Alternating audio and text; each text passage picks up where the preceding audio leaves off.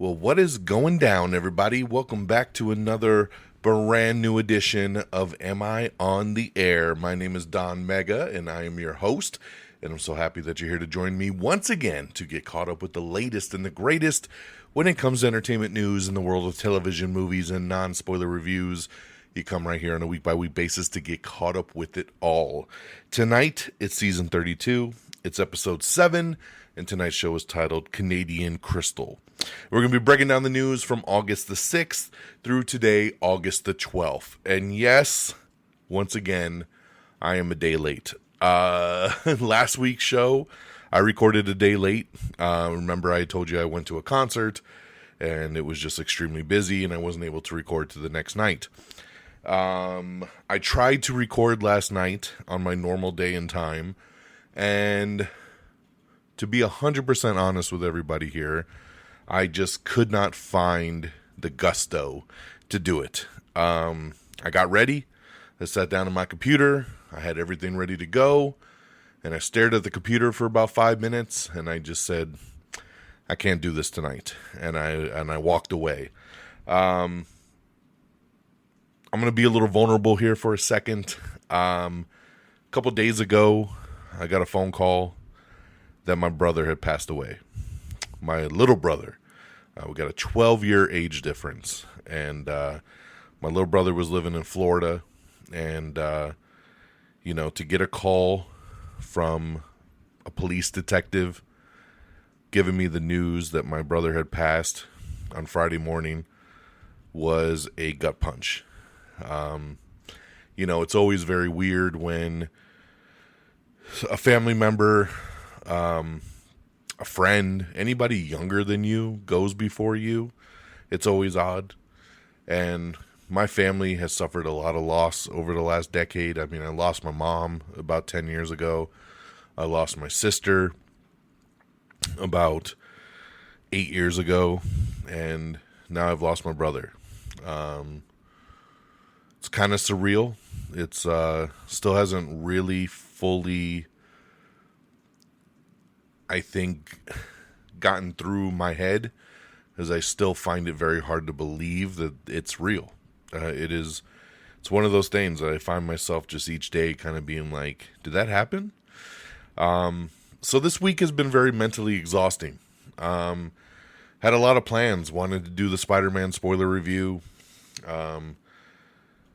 wanted to obviously do the show on time, and I've just been mentally exhausted. I have a lot going on at work as well, so between the family stuff, between the work stuff, it's just, my head has just not really been in the game. But I wanted to come on here tonight. I wanted to do the show, and I really want to kind of dedicate tonight's episode to him, to Jordan. I love you, little bro. We weren't always the closest just because of our age gap, and I moved away when he was still kind of young. And he did move out here to Arizona for about a year, and he really didn't like it. And he decided to move back to Florida, and that was a bummer because I always felt like he should have stayed out here and really gave it a good chance. And I think, I would hope for a different outcome than what had happened. But again, as cheesy as it may sound, I'm going to just say that the thing I'm sure a lot of you have heard before: tell your family you love them, give them a hug, squeeze them, give a call to a parent if you haven't talked to them in a while, because you just never know. You never know what tomorrow's going to bring. And this last decade has taught me that you can't take anything for granted. Yeah. So, I love you, Jordan. I miss you already. It made things harder because he passed on Friday and Monday was his birthday. So, August 10th was my bro's birthday. He was turning 36.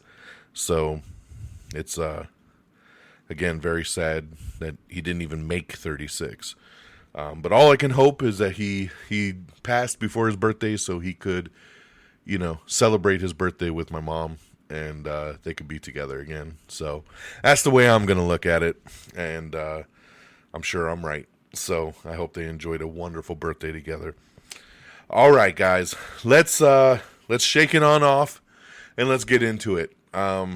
with everything going on, I did end up going to the theater a couple times, just to really get my mind off things. Again, when I was sitting at home, it was rough. It's all like kind of dwelled on, right? So I wanted to get out. I wanted to laugh. I wanted to enjoy and get my mind off things. So I do have several movies to talk about, a couple TV shows, and of course we'll get into the news of the week. So let's do it. Let's do it for Jordan.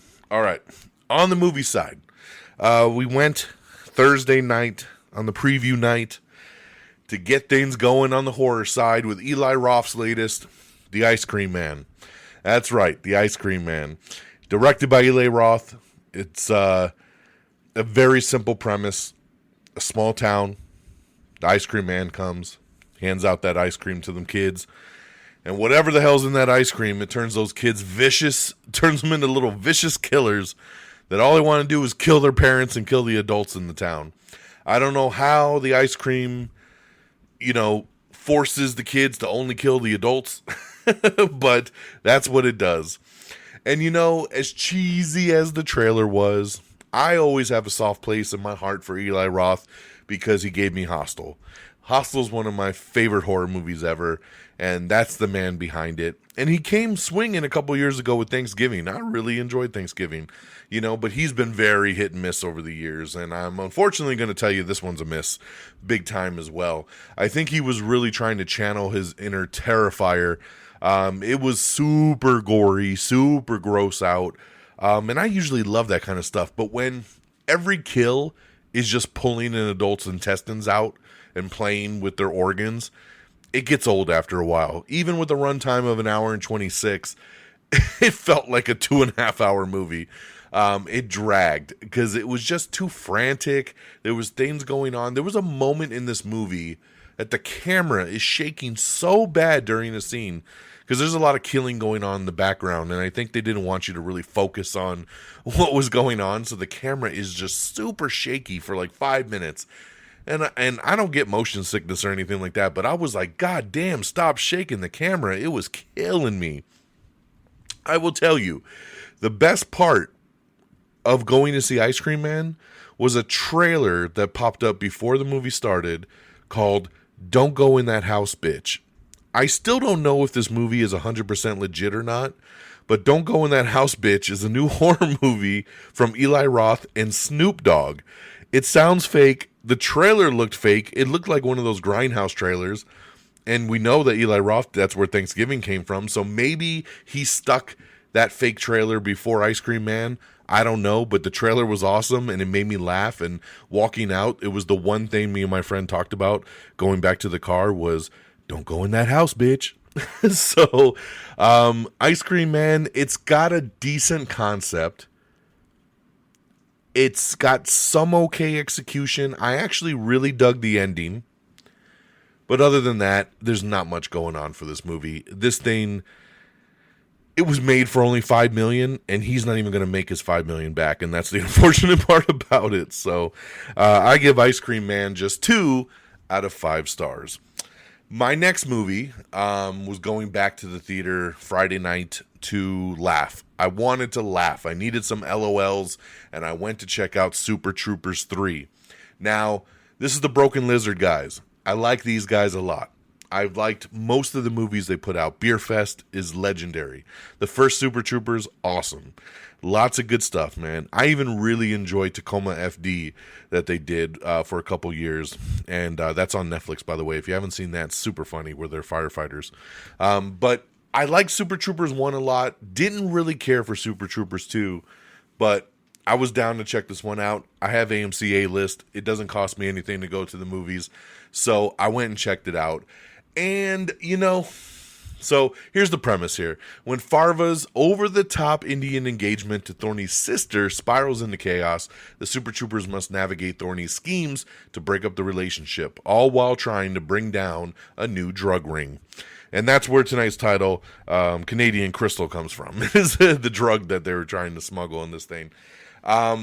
So the whole crew is back, but this time you get the additions of like Hannah Simone, who is still one of the most gorgeous women in the world, Nat Faxon, who's always awesome anytime he pops up, Chase Crawford, Andrew Dismukes from SNL. So some really cool people popping up in this one too. But this is how I felt about the movie. It's I don't. It reminded me so much of a '90s straight to DVD kind of comedy, right? Like, you don't see this comedy anymore in 2026, and I know probably most people have aged out of this kind of comedy. That's why I'm gonna say, like, some of it really works, and there were a lot of laughs to be had, but there was also kind of some cringy moments that were just like, this is really stupid, right? There is some dated kind of humor in this, and that's where I think takes me to like that 90s kind of stuff, right? It's a very 90s straight to DVD kind of movie. If you like the Super Troopers kind of stuff, if you like the Broken Lizard humor, you're gonna really enjoy Super Troopers 3 because it's still a fun time. But if you don't like that kind of stuff, if your humor is a little bit more highbrow, I don't think you're gonna fall for this one. So take that for what you will. I laughed enough out of it, and I enjoyed my time. So I will give Super Troopers 3 out of 5 stars. So there you go. My next movie here went to the streaming side. Netflix dropped a new film called The Last House, which was directed by Louis Leterrier, who, of course, just recently did the last Fast and Furious movie. He did the Incredible Hulk movie for Marvel. He's done a lot of stuff. So I was kind of intrigued based off that. You have Greta Lee and Wagner Moura leading this thing. 2 strong actors. Okay, cool. Watched the trailer, dug the trailer. I was like, all right, cool, let's do it. A family suddenly sealed inside their home must work together to survive against dwindling resources and the ominous threat keeping them trapped. So this movie starts off pretty decent. I was like, okay, I'm in. Let's see where it goes. And then it just goes completely sideways. It became super dumb. It was very weak. It was unsatisfying. No character development, inconsistent pacing. I was just like, what the fuck is going on right now? It was all over the place. And then the payoff of what was keeping them trapped in the house was stupid. It really made no sense. And I don't know, man. It just, like I said, it derailed. The first half hour, I thought, okay, cool. They had me intrigued. I was in, right? We're stuck in this house. What are we going to do? And then by the end of the movie, you're just like, they survived all that and they were able to do A, B, C, D, and E? That's crazy. How the hell did they pull that off? It just went so off the rails for me that I ended up just really not enjoying it very much. So The Last House only gets 2 out of 5 stars. I don't see very many people liking this one. It's sitting at 30% right now on Rotten Tomatoes. It's 30% sounds about right to me. But it's a Netflix film, so, watch it, check it out. It's the #1 film on Netflix right now, but don't be shocked if you walk away going, what the F did I just watch, right? So, Last House, 2 out of 5. And then, Saturday, because it's now in the IMAX theater, which it was not originally, thanks to the Odyssey, but this movie continues to make the millions and millions, and IMAX said, we gotta get it in there. Spider-Man Brand New Day, now in IMAX theaters. So I had to go back. I had to go back for Chapter 3. That's right. I went for the 3rd time with my daughter, my wife. We've seen it 3 times now. And I gotta say, IMAX was my favorite. I loved it. It was so beautiful in IMAX. The sound was amazing. I still just love Spider-Man Brand New Day. And I'm so happy for the amazing run it's on. What an amazing box office it's still at. It's probably going to cross $2 billion within the next probably 7 days.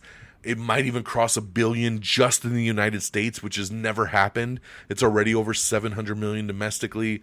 Man, I can't wait to see what ends up happening with Spider-Man Brand New Day. But I'm not here to review it again. Check out last week's episode for that. But I have to tell you, I went back for that 3rd time, had to watch it in IMAX, and it was glorious. All right. Over on the TV side, the new show of the week that I checked out was The Shards. This is Ryan Murphy's new show based on the book. 17-year-old Bret Easton Ellis is in his final year at the elite Buckley Prep School. Upending his world is the arrival of a mysterious new student, Robert Mallory, whose unsettling presence coincides with the activities of a serial killer known as the Trawler. So I like the Ryan Murphy shows. He has a particular style. I usually really dig it. They dropped the first 2 episodes of this. It's okay. It's okay. I'm not in love with this show yet. I've only watched the first 2 episodes. The next 2 episodes just dropped today. So I'm checking them out. We'll see if the show hooks me in a little bit more. But as of right now, I just think it's okay. But this one's streaming on Hulu and Disney+. So keep an eye out for that. And lastly, I got to shout this out. One of my favorite shows is back. Ted Lasso. That's right. Ted Lasso has returned for season 4. Watched the first episode. Loved it. Loved it. It was so great to be back with these characters. Obviously, he's going to be coaching the female football team this time. And, episode 1 was a really good setup to kind of get us there. And it was just great to revisit everybody. Jason Sudeikis is just so good as Ted. And I loved this first episode. So can't wait to see where the season takes us. This is a weekly drop. So check a look for that over on Apple TV. Okay. But welcome back, Ted Lasso. So that's what I got from a review standpoint. Let's recap. Ice Cream Man, now in theaters, 2 out of 5 stars. Super Troopers 3, now in theaters, 3 out of 5 stars. The Last House over on Netflix, 2 out of 5 stars. Spider-Man Brand New Day, baby, 5 out of 5 stars. And over on the TV side, The Shards over on Hulu, and Ted Lasso Season 4 over on Apple TV. All right, box office time. Coming in number 10, it is Cat Video Fest 2026. Number 9 is The Invite, which is now available on premium VOD. I love this movie. The Invite is fantastic, so go ahead, rent that and buy it, whatever you want to do, but now you can check it out at home, and it's awesome. Number 8, here we go, Ice Cream Man. Like I said, it was made for $5 million. It made 2 in this opening weekend, and number 8, $2 million for Ice Cream Man. Number 7 is Moana. Number 6 is Minions and Monsters, which is also available on premium VOD now. Number 5, Super Troopers 3 with $4 million. Number 4, Toy Story 5. Number 3 was the debut of the other new release, One Night Only, which was the romantic comedy Purge style with Monica Barbaro and Caleb Turner. Didn't really do very much. It only made $5.5 million, coming in at number 3. Number 2 was The Odyssey, making another $31.7 million. And number 1, once again, for the second week in a row, Spider-Man Brand New Day, still bringing in $144.2 million. Insane for a second week. Barely a 59% drop, which is insane for the fact that the movie made $360 million in its first weekend. And to still make 144 in week 2 is outstanding. It was still breaking records. So congratulations there to Spider-Man Brand New Day. All right, let's get on over to our news of the week. And again, if you want to check out any of this stuff, our X page is the place to go. Watch the trailers, look at the posters, see everything we got dropping every single day in real time. X.com/amiontheair. All right, one of the big news coming out over the last couple days is that the new X-Men movie has supposedly found its Cyclops. That's right, it sounds like Kit Connor is the choice for Scott Summers. Now, I don't know Kit Connor. He did a couple of the Netflix movies. I think I don't even know which ones he did. But from what I hear, he's a really good actor.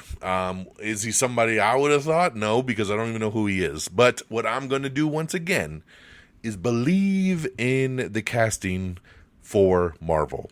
They know what they're doing, and they usually always nail it. So if Kit Connor's their dude, then Kit Connor's their dude. But it's good to see some more casting there. D23 is this weekend.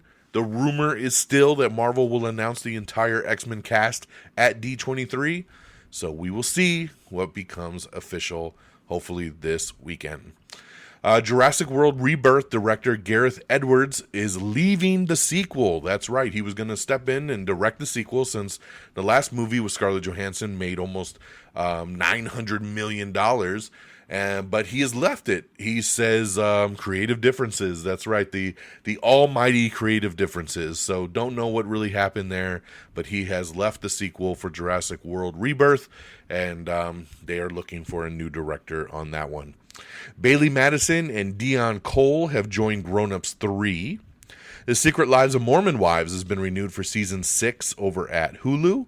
Grown Ups 3 is also officially in production now for Netflix, so hopefully we will get that. We probably won't get it before the end of the year, but hopefully early next year. We got a cool video up with Nicolas Cage talking about playing John Madden in the upcoming biopic for Madden, which premieres November 18th on Prime Video, so check that out. We have the brand new trailer for To Catch a Predator host Chris Hansen, as Robert Pattinson plays Chris Hansen now in the new movie Prime Time. This movie hits theaters September 25th. This is a crazy-ass trailer.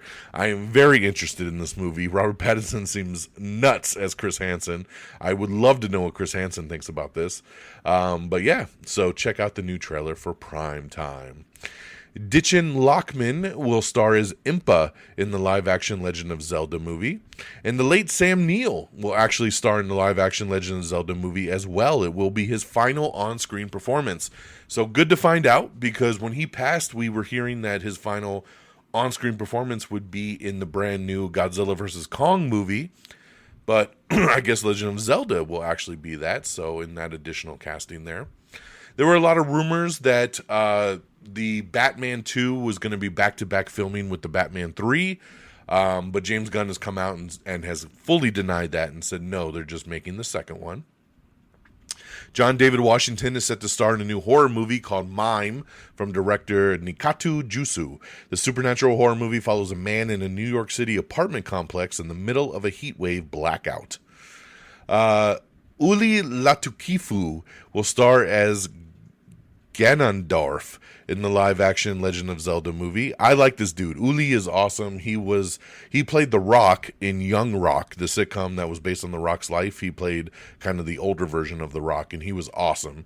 He was also on this little short-lived, I think it was called Countdown on Prime Video that came out earlier this year with Jensen Ackles, and he was really good in that as well too. So good on him. We have the first trailer for The Only Living Pickpocket in New York. This one stars John Turturro and Giancarlo Esposito. The film follows an old criminal trying to figure out how to pickpocket in a modern cashless world. This is going to hit theaters on October 30th. The live-action Jetsons movie, which I think we talked about like a year ago and then it went nowhere, supposedly is back in development. It is officially moving forward, and yes, Jim Carrey is starring. So very cool there.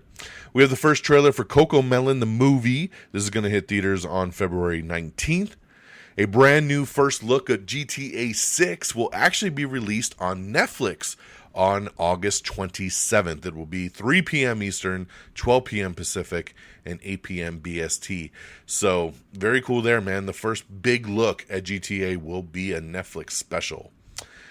The UK has approved the Paramount-Warner Brothers merger. Paramount still needs to win or settle the state coalition antitrust trial in the U.S.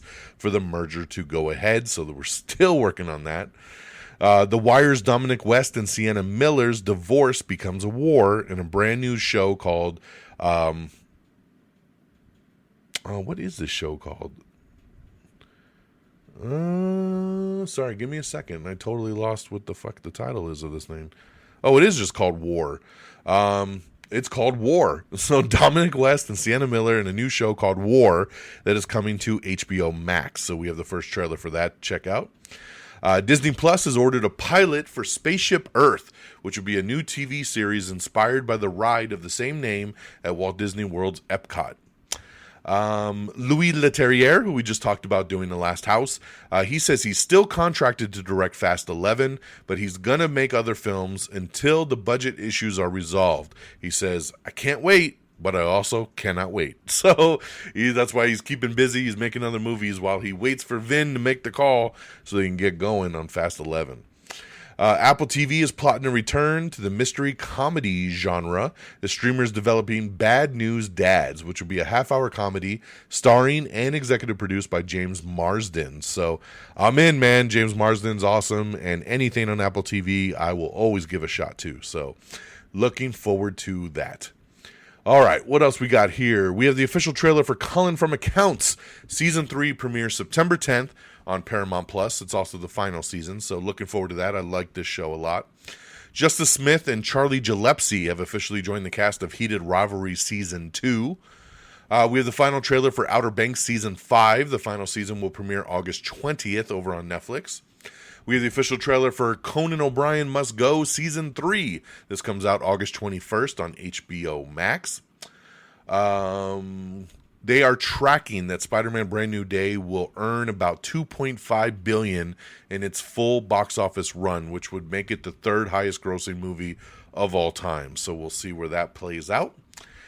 David Ellison, going back to the Paramount merger, has also agreed to sign written contracts with movie theater chains that would guarantee that he'll release 30 movies a year if Paramount buys Warner Brothers. Now, this is something he said when they put in the original bid. And everybody said, oh, there's no way he's going to do that. And people are still saying that. They're like, they'll never release 30 movies in a year. Everyone needs to remember, it's Paramount buying Warner Brothers, but he is still going to keep Warner Brothers going as its own studio. They'll just be owned by the same company. So when he says 30 movies, he means 15 movies at Paramount and 15 movies at Warner Brothers. That's your 30, 15 and 15. That is doable. So for everybody out there going, it's not feasible and not doable to do 30 movies in a year. Again, it's two studios doing 15 each. So please get your facts straight before you try to argue that one.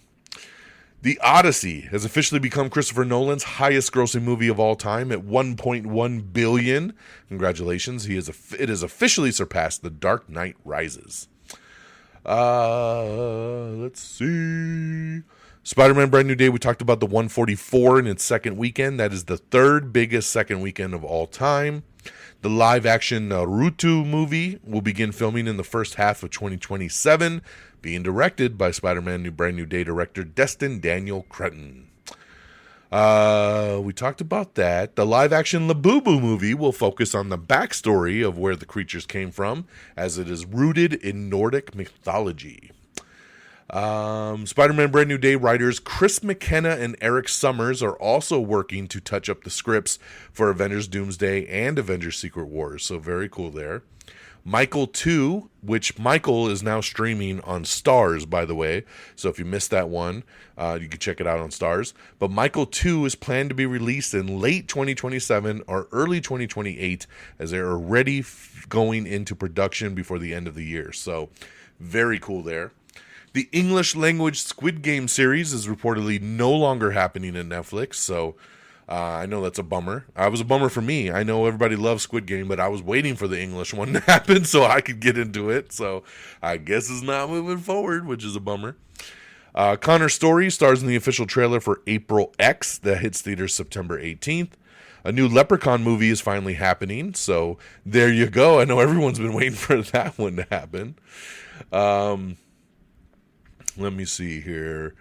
Paramount is officially moving forward with a sequel to Crawl, and Mason Gooding along with Emily Rudd are set to star in the new film, so we're getting Crawl 2. That is the alligator movie. It came out a couple years back.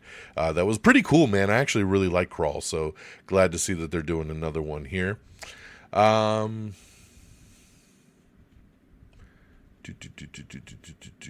Spider-Man Brand New Day again has landed another record, the highest grossing first week in domestic box office history.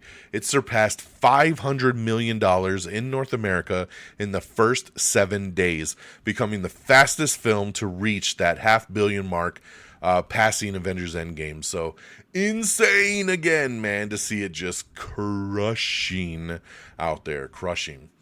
We got a little teaser trailer up for what's to come for season 4 of Ted Lasso, which we just talked about. New episodes drop on Wednesdays. Adam Driver, Scarlett Johansson, and Miles Teller star in the new trailer for Paper Tiger. This one hits theaters on November 13th. Jacob Elordi is in talks to star in Ari Aster's Scapegoat alongside Scarlett Johansson. We have the first trailer for American Hostage. This one stars John Hamm. The series follows a radio reporter who's thrown into crisis when a man holding hostages demands to be interviewed on his radio show. This will be releasing September 20th on MGM+. A Payday TV series. Now, for those of you who don't know, Payday is a video game about kind of like bank robbers, which is really cool. I like the Payday games. So a Payday TV series is moving forward with 50 Cent set to executive produce. A new thriller called Ascension from Alfonso Cuarón has landed on Apple TV, and Catriona Balfe is set to star. Amy Poehler and Hugh Laurie are going to star in a new show called Dig that is coming November 23rd on Peacock. Damon Wayans is going to guest star on the new season of St. Denis Medical, which I love. I love the show so much. St. Denis Medical Season 3, he will be in the season premiere playing another doctor. Connie Nielsen and Stana Katic have joined the Wyatt Russell-led Monsterverse series that's coming soon to Apple TV. Spider-Man Brand New Day writers talk about the Claire deleted scene. Now remember, Rosario Dawson on the Netflix shows played the night nurse. She was the one that always kind of helped bandage up, Matt Murdock and Punisher and all those guys when they got beat up. And there was a scene in the new Spider-Man movie where she helped Spider-Man.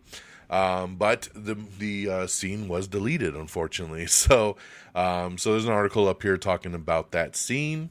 Even another article that we have up with Rosario Dawson talking about getting cut out, which she was very disappointed about.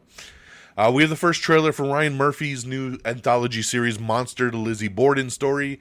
This starts streaming September 17th over on Netflix.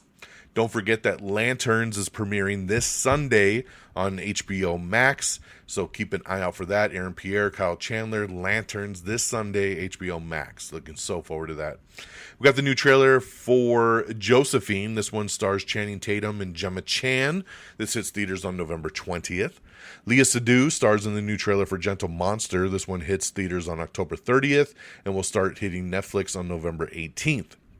We got the first full trailer for Verity. This is based on the best-selling book. My wife read this book. She loves this book. She can't wait to see this movie. Anne Hathaway, Dakota Johnson, and Josh Hartnett star in Verity. And this one hits theaters on October 2nd. Joseph Gordon-Levitt is being eyed to star in a new series called Gaijin. This is going to be for Hulu. The series follows an American culinary school dropout who spontaneously moves to Tokyo with his young son following his wife's death. A remake of Possession from Smile director Parker Finn will release on June 11th of 2027. It stars Caitlin Turner and Margaret Qualley. The original film follows a woman who starts behaving sinisterly after asking her husband for a divorce. A movie based on Jeff the Killer is in the works. That's right, Savannah Moss is developing the movies. I guess, I don't know much about Jeff the Killer, but I guess this falls into that backrooms kind of weird shit kind of YouTube-y kind of thing. So it's a creepy ass face, that's for sure. Jeff the Killer looks creepy as hell, so we'll see what happens with that.